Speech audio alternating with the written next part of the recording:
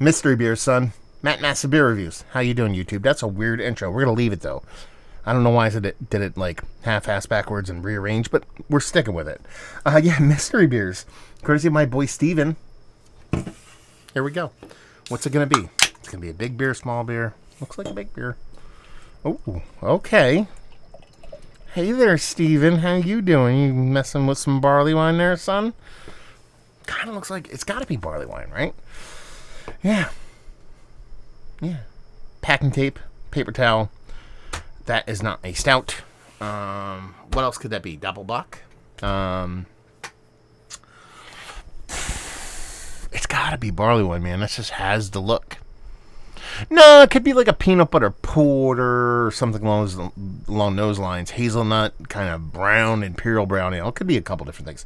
But just on that pour and everything, it just definitely looks the part of a barley wine. The head doesn't tell me barley wine because it's creamy and fluffy and sticking around. You get that nice kind of north of khaki, kind of malt ball colored head. That rich kind of doo-doo brown kind of base to it. So, good nose.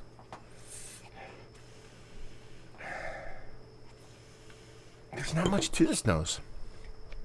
I'm all for it, as you'd expect for a beer that looks like this. There's a nutty characteristic, a little bit of soft kind of sweetened chocolate, nothing too roasty or toasty. Done and done. Lactose, a little vanilla. Lactose, vanilla. Vanilla. On the nose, I'll go vanilla right now. Nothing too crazy. It smells more like a, like cookie-ish. I guess you would say, but nothing here screams like super sweet or like over the top, kind of crazy. Kind of smells like it's going to be like lower ABV, like almost like a brown ale version of Gunner's Daughter kind of thing going on here. So let's dive in. Cheers.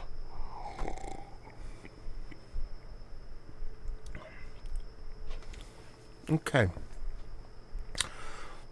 The last mystery beer I did one last night. It's probably the worst one I've ever done. I think the beer was pretty poopy. I blame that, but I don't think I'm going to fare all that well in this one. I have no idea. You can tell me this is 6. You can tell me this is 9%. I'm going to go with middle. Let's go 7.5%. It's not barley wine, but it wants to be. There's adjuncts in this. I will still stick to vanilla, but there's something else, like a nut character, nutty kind of thing, like a nut added kind of component to it. There's no barrel aging. There's no spirit in it. It's like a mid-7s, like a Nutty Buddy. Yeah, like a Nutty Buddy kind of thing, like an ice cream Nutty Buddy. And it's really imperial brown ales. If this beer says it's a stout, they're fucking wrong. They are wrong. That's not me being wrong. Look at it. You can just tell how light that is. So it's like a Nutty Buddy imperial brown ale.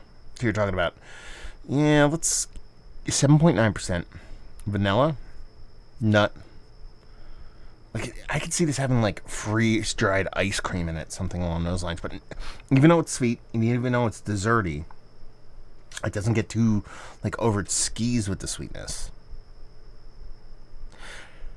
I'm guessing this has a little bit of time on it. Like, I don't think this is an aged beer, but I think it's not a couple months. It's got to have a little bit of time. Let's cheat. Okay, I was wrong. It's over a year old. So it definitely has a little bit of time on it. So it says let it grow. So it was from January, February, March, April. April 2020 is when this beer was canned. So it's a bit over, almost a month and a half. Or year and a half old. Okay.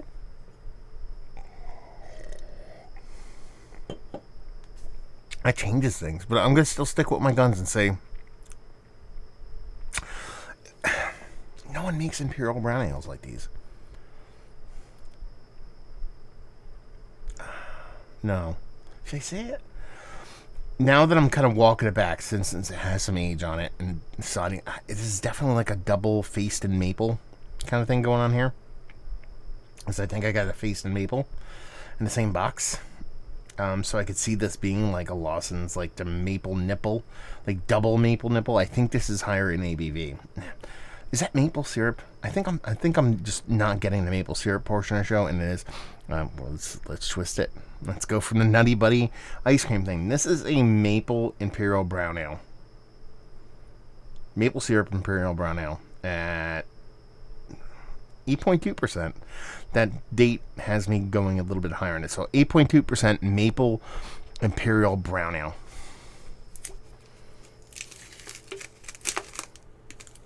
Treehouse. What is this? Have I reviewed this before? Is this from Steven? Steven will know if I've reviewed it. I won't remember.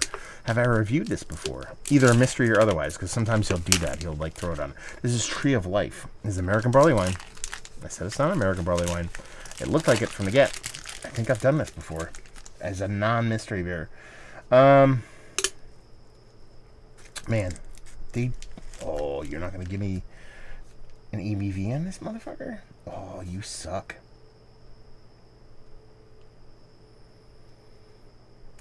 We taste and smell brown sugar, candy, dark candied syrup, toffee, molasses, fig, black cherry, raisins, dates. This is dangerous. I gotta look this up. We're gonna look it up. Because I need to know. I need to know. Tree of Life. Tree House Beer. Let's click on videos real quick, and I'll tell you guys if I reviewed it.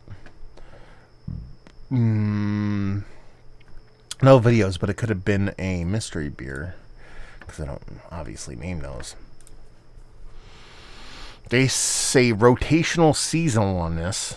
This is obviously an older bottle, so I don't know. They're talking about 11.8%.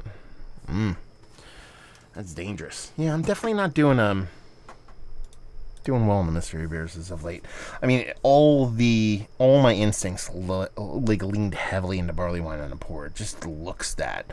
I went Imperial Brown Ale because it really doesn't show anything kind of crazy kind of barley wine. Like you're talking about a year and a half. It doesn't have. Not that I expect a year and a half barley wine to have it, but it doesn't have this like punchiness or booziness that you expect from a 12% American barley wine, but it has some like confectionery, sugary, candy kind of things going on, but it's still quite a bit away from becoming like that sugar daddy thing, even though I can kind of get where it's going there. I'm really curious to see. I'm going to have to dig deeper in my beer reviews because for some reason I really want to think I've done this before. It might have been a mystery beer previously. If that's the case, it's going to be a little bit hard to track down. Actually, I could probably go back to when this was originally released and look around then. I like it. I mean, it probably didn't come off much on a review just because I was trying to dissect it and figure out what's going on with it. But what did I end up settling with? I settled Imperial Brown Ale. What was it? I shifted. Where'd I go? I was going to go Nutty Buddy thing, but I went Imperial Brown Ale, so I went like 8.2% Imperial Brown Ale with maple. Okay, that's where I ended up. I understand why I said that off this, because the residual sugar and the barley wine portion of the show, giving it a year and a half, thinking that maple portion died off, but this residual sweetness kind of stayed there and existed still in the beer. I still don't want to call this a barley wine now. I get it. I know why it is. They're right. I'm not right. They're right. I'm wrong. I like it when I don't get mystery beers, man. It's one of my favorite things to do is to whiff and miss. Doing a lot of that lately. Some people get like hyper mad when I like miss and I kind of try to explain why I missed, and they're like, "You're fucking asshole, pretentious, this, that, and the other." It's fucking fantastic. But yeah. The biggest bummer, let's put it this way, and we'll kind of cap this up because probably going a billion fucking minutes on this. This is one of the times where I really wish I could review this beer. I could, but I'm not going to. Like an hour from now. Like, shut this down, wait an hour, come back, drink it, and give you my thoughts when it warmed up. I knew what it was, all that kind of stuff. We don't have time for that. I got Star Trek on my TV right here. I got video games to play. I got a kid I want to slap around. I say that in a joking way. I love my kid. I don't slap him. We have fun. Slapping around, it means having fun and blah, blah, blah. I don't hit my kid. It's weird that I have to say that. Yeah. Anyway. Fun mystery beer. Thank you very much, Steven. Is this one of the better barley wines I've had? It's in the conversation. I'm not going to sit here and say it's anywhere towards the top, but I think there's something cool about it. And like I said, I want to see what it's like when I warm up. If I get availability on this, Treehouse barley wine in a can, I don't know, $5 a can, $8 a can, I don't know. Treehouse heads, let me know, or Steven, or anybody. Anybody can tell me. And leave you with, if you like what we like this. If you like barley wine, but in a very light kind of sense of the word. It's definitely English. It's not American. I don't think it would have been American barley wine. I mean, from the description, obviously. But, even a year and a half on it, you would get like a ghost of hops past on this. But if you like, interesting American barley wine, it's very much... It's super douchey for me to say this, but it's very much a Treehouse barley wine. I know it sounds kind of like, what do you even mean? But it's kind of one of those things, well, if you've drank it, you kind of know kind of thing when it comes to Treehouse stuff. And they're kind of like barley wines. They tend to be a little bit softer confectionery kind of thing and not leaning heavily into that kind of figgy, datey, sugar daddy kind of thing. And that's where this one kind of leans. So if you like that, you'll like this. There we go. We're reviewing the books. Hopefully you guys enjoyed it. Down there if you want to talk about it, let me know if you found this beer. Massive Beers if you want to check me out, do the social media stuff. We talked to Dean from Treehouse a couple times. You can go check it out early on when none of y'all drank that stuff too. And hopefully you guys enjoyed our review. Hopefully you're enjoying a little bit of Treehouse mystery beer. Hopefully. See you next time. Cheers.